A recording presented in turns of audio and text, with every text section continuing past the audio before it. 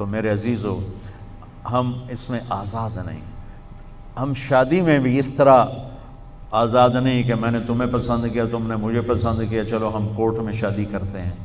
اس میں ہماری ایک تہذیب ہے، ہم اپنے والدین کی رائے لیتے ہیں، ہم اپنے ماں باپ کو عزت و احترام دیتے ہیں، وہ چاہے ہمارے ساتھ سختی کریں نرمی کریں۔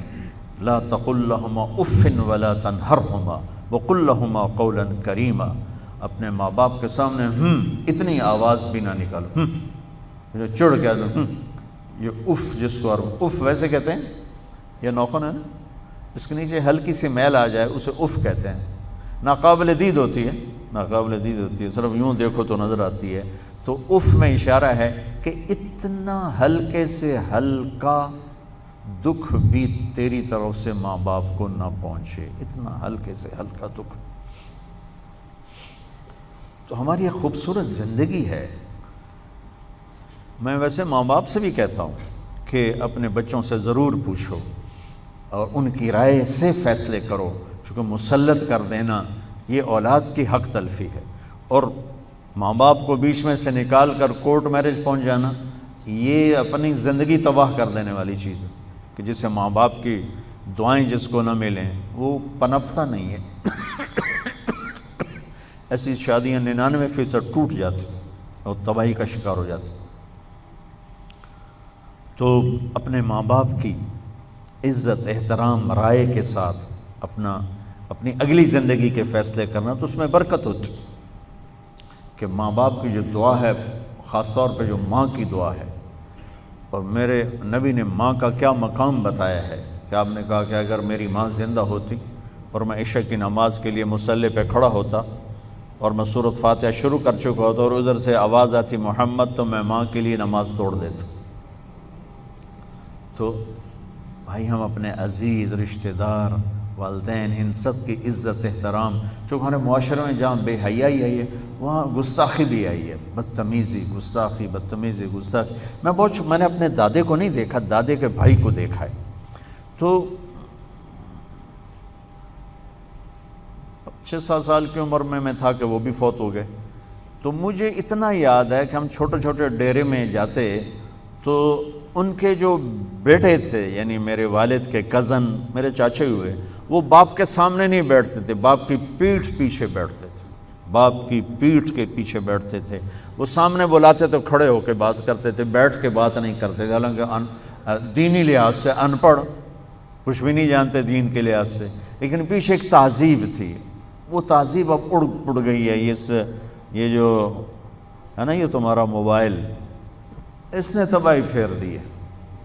یعنی اس موبائل نے، ہے تو کوئی اور شے پر شکل ہوئی ہے، تو اس موبائل نے ایک مٹھی میں دنیا جمع کر دی ہے، ایک مٹھی میں 7 بر اعظم اس میں جمع ہے، جہاں مرضی ٹن کرو اور بات کرو، لیکن ایک چھت میں بیٹھے بہن بھائیوں کو دور کر دیا ہے کہ اب آپس میں کوئی گفتگو نہیں، آپس میں کوئی بات نہیں ہے، بس وہ اپنے لگا ہوا ہے، وہ اپنے لگی ہوئی ہے۔ یہ جو ہمارے بچے چڑچڑے ہو رہے ہیں، اس میں ہماری آج کی ماں کا بہت بڑا دخل ہے۔ بچہ بات کرنا ہے تو کہ ہاں بولو، کیا کہنا، ہاں سن دی پئی، ہاں گل کر۔ اس نے تباہ کر دیا اپنے بچے کو۔ اس الو کو یہ نہیں پتا کہ عزت دینا، توجہ فرمائیں۔ آپ نے لفظ کتنی دفعہ سنا ہے؟ توجہ فرمائیں۔ توجہ عربی کا لفظ ہے۔ توجہ کا مطلب ہے، یہ تا کو ہٹا دو تو نیچے نکلتا ہے وجہ، وجہ چہرے کو کہتے ہیں، چہرہ۔ توجہ فرمائیں کا مطلب ہے کہ بوتھا میرے آل کر، اے نہیں میں تو موبائل نو ویکھی جاتے، ہاں بولو کیا کہنا، بولو کیا کہنا۔ اور کوئی ایسے وقت آ گیا وہ بچہ جب میں وہ کوئی خاصی ڈرامہ ہے تو اس کو تھپڑ بھی پڑتا ہے۔ تو اس نے نا ہماری زندگی کو، وہ میراثیاں دا پتر جب میں انہیں چوم چوم کے مار چھڑیا۔ ہمیں موبائل کا ملا ہے، ہم نے اپنی زندگی برباد کر۔ الو ٹوائلٹ میں سودے کر رہے ہوتے ہیں بیٹھے، فیصل آباد دے تاجر گول پوچھ لو جا، شیخ صاحبان کو پوچھو ٹوائلٹ بیٹھے ہوتے، چکا لو مال، چکلو مال۔ اتنے احمق، اتنے احمق، اتنے بے وقوف۔ ایک اربوں پتی پارٹی، اس کا چیئرمین تو پورا کھانا، میں آنکھوں دیکھا بتا رہا ہوں، پورا کھانا، اس کا ایک ہاتھ میں فون کان سے لگا تھا، جرمنی میں بات کر رہا تھا، کوئی سودا اٹک رہا تھا، اور ایک ہاتھ سے روٹی کھا رہا تھا۔ میں کہا یار لعنت ہے تمہاری اس تجارت پر، تمہیں روٹی بھی نہ کھانے تھی۔ آپ نے ابھی تک ہمارا چینل سبسکرائب نہیں کیا تو ابھی سبسکرائب کریں اور بیل آئیکن کو کلک کر کے ہماری لیٹسٹ ویڈیوز کے بارے میں اپڈیٹ جانیں۔ سبسکرائب کیجئے اور ہم آپ کو لیے چلیں گے آپ کی فیوریٹ ویڈیو کی طرف۔ اب ہم کہہ رہے ہیں کہ یہ ڈرامے چھوڑ دیں، تو مولانا نے فرمایا جو وہاں گرے پڑے ہیں ان کو کون اٹھائے گا، ان کو کون اٹھائے گا؟ تو انہوں نے ذرا غصہ دلانے کے لیے کہا مولانا وہاں لڑکیاں ننگی ناچتی ہیں۔ تو مولانا نے کہا ہماری ہی بیٹیاں ہیں، ہماری ہی بیٹیاں ہیں۔ کوئی مولوی صاحب کہہ سکتا ہے ناچنے والی کو میری بیٹی ہے؟ کہا ہماری ہی بیٹیاں ہیں۔ میں نے اس استاد سے قرآن سیکھا ہے، انہوں نے ہمیں محبت سکھائی ہے کہ محبت دو، لوگوں کو محبت دو، محبت۔ عامر خان سے میری ملاقات ہوئی، میں نے اس کو کوئی دین کی بات نہیں کی، صرف محبت دی۔ اب تک اس کے میسیج آتے کہ میں زندگی میں کسی سے متاثر نہیں ہوا، تم پہلے آدمی ہو جس سے میں متاثر ہوں، میں نے کوئی جادو کیا، صرف محبت۔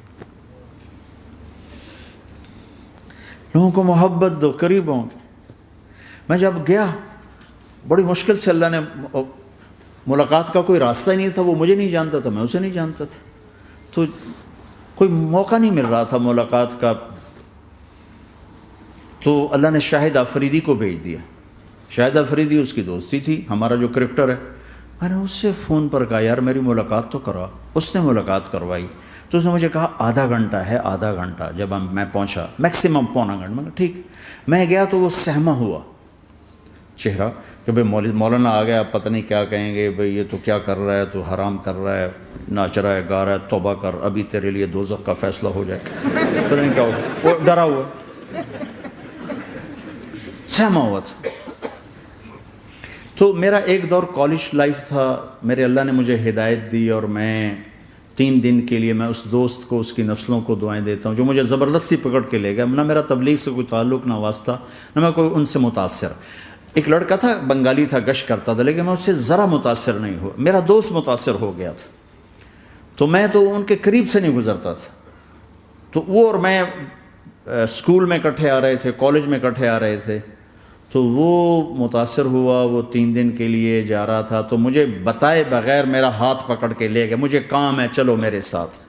اور میں اس کو انکار نہیں کر سکتا تھا، یہ میرا اس کا تعلق تھا۔ اب بھی اسی طرح بھائیوں جیسا تعلق، میں اس کا احسان ماں، مجھے زبردستی لے گیا۔ ہمارے پنجابی کی مثال ہے کبے نو لت لگی وہ سیدھا ہو گیا۔ وہ جو ہوتا ہے ہنچ بیک ہوتا ہے نا، اس کو کسی نے لات ماری تو وہ سیدھا ہو گیا۔ مہربانی بھائی تیری لات سے میں سیدھا ہو گیا، تو مجھے تو وہ کبے والی لت پہ گئی۔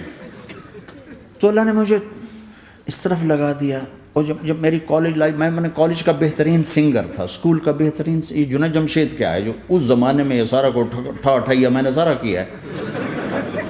تو اب وہ بیچارہ ایسے بیٹھا ہوا، تو میں نے اس سے بیٹھتے ہی فلموں کی باتیں شروع کر دی۔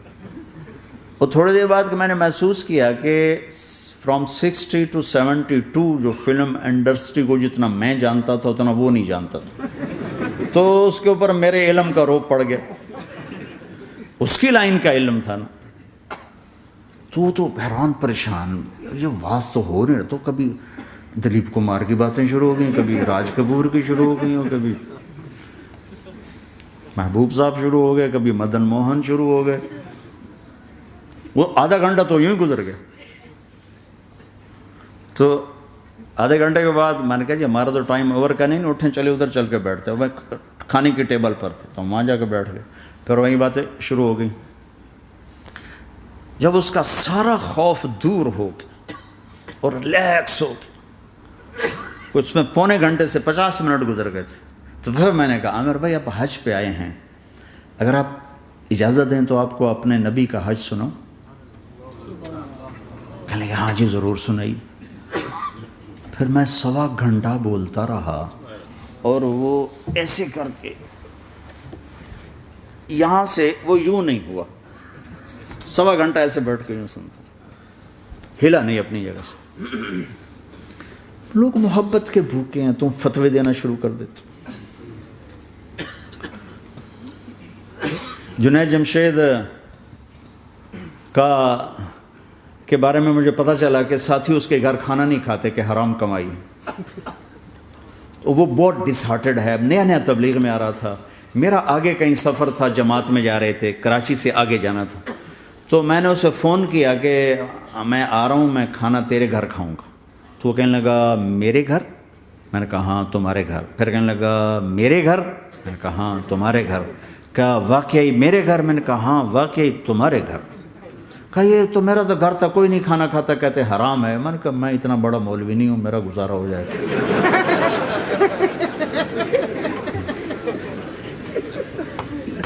کچھ عرصے بعد وہ 4 مہینے کے لیے جماعت میں چل رہا تھا۔ لوگوں کو محبت۔ میں رائمنڈ میں بیٹھا تھا، ایک شخص آ گیا، کہا جی وہ مبارک سینما لاہور میں تھا، اس کا مالک آ رہا تھا چند دنوں سے رائمنڈ، آج وہ کچھ گھر سے لے کر آیا تو ایک دی وہاں کسی رائمنڈ میں کسی کو پیش کی تو اس نے انکار کر دیا، میں نہیں کھاتا، آپ کی کمائی حرام ہے۔ تو بہت زیادہ شرمندہ ہو رہا ہے۔ میں نے کہا اسے لے آؤ جلدی سے میرے پاس۔ وہ اس کو لے کر آئے تو میں نے کہا جی کیا نام ہے؟ کہا جی ہارون۔ کیا کرتے ہو؟ تو اس نے سر یوں کر لیا، وہ چھوٹا سا بزنس ہے۔ میں نے کہا کیا بزنس ہے؟ بہت چھوٹا موٹا بزنس ہے۔ میں نے کہا بھائی بتاؤ تو صحیح۔ کہا جی سینما ہے، سینما ہے۔ میں نے کہا کون سا سینما؟ مبارک سینما۔ مبارک؟ میں نے کہا مبارک؟ ہاں وہ جس میں شمع پروانہ میں نے دیکھی تھی وہ مبارک صاحب اس کے جو اونر تھے، پہلے ان کی فوٹو آتی تھی، مر گئے تھے وہ، ان کا سیڈ میوزک چلتا تھا، بعد میں فلم چلتی تھی، وہ مجھے ایسے دیکھنے لگا کہ یہ کیا کہہ رہا ہے۔ اور میں نے اسے یوں دوستی لگائی، دن کے بعد دیکھا تو اتنی بڑی داڑھی کے ساتھ 4 مہینے لگا۔ لوگ فتوے دینے میں بڑی جلدی کرتے، بدگمان بڑی جلدی ہوتی، کسی میں 100 خوبیاں ہوں، ایک کمی ہو، ساری پہ کانٹا پھیر دیتے۔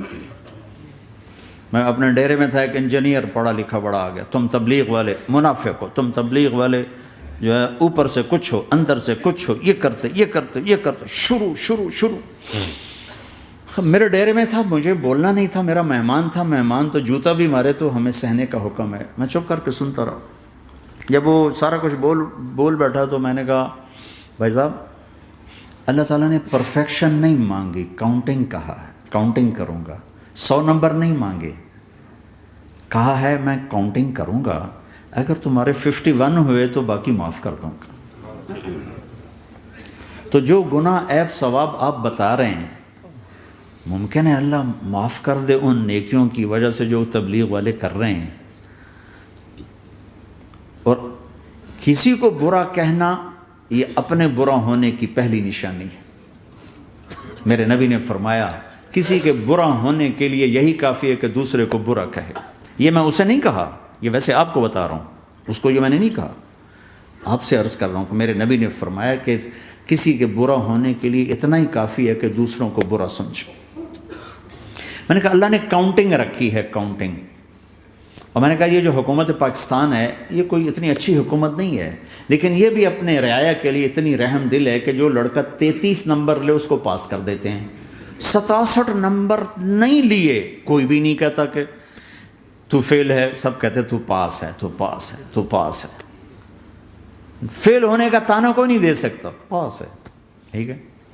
میں نے کہا اللہ اس حکومت پاکستان سے کروڑوں گنا زیادہ مہربان ہے، پتہ نہیں کون سی نیکی پہ مہربان اگر جاؤ، لیکن جو کہ مزاج بن گیا ہے تنقید، یہاں تک ایک کہنے اللہ جی ویکھو جی نور جہاں 27 رمضان مر گئی، شب قدر مر گئے، میں کہا اللہ تے کیس کرو ہن جا، اللہ تے مقدمہ کرو، بھائی نور جہاں 27 رمضان کو کیوں مر گئی؟